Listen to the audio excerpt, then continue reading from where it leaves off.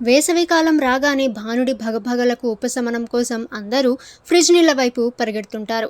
అయితే ఆ క్షణానికి అది హాయినిచ్చినప్పటికీ ఆరోగ్యపరంగా కొన్ని చిక్కులు ఉన్నాయని నిపుణులు హెచ్చరిస్తున్నారు.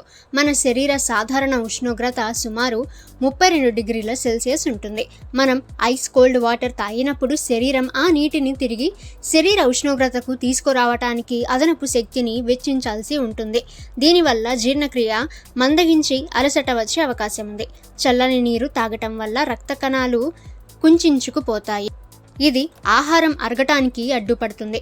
ముఖ్యంగా భోజనం చేసిన వెంటనే కూలింగ్ వాటర్ తాగితే ఆహారంలోని కొవ్వు పదార్థాలు గడ్డకట్టి జీర్ణక్రియ మరింత క్లిష్టంగా మారుతుంది. అతి చల్లని నీరు తాగటం వల్ల శ్వాసనాళాల్లో శ్లేష్మం పేరుకుపోతుంది.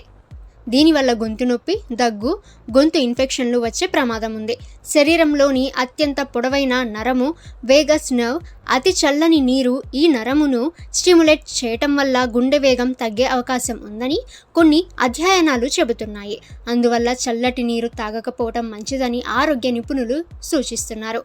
వేసవిలో దప్పిక తీర్చుకోవటానికి కుండలో నీరు ఉత్తమమైన మార్గం. ఇది నీటిని సహజ సిద్ధంగా చల్లబరుస్తుంది. నీటిలోని pH స్థాయిని సమతుల్యం చేస్తుంది. కుండ నీరు గొంతుకు, జీర్ణక్రియకు ఎంతో మేలు చేస్తుంది. ఎండలో బయట నుండి వచ్చిన వెంటనే ఐస్ నీళ్లు తాగటం అస్సలు మంచిది కాదు. కొద్దిసేపు విశ్రాంతి తీసుకున్న తర్వాత సాధారణ నీరు లేదా మట్టి కుండలో నీరు తాగటం ఆరోగ్యానికి శ్రేయస్కరం.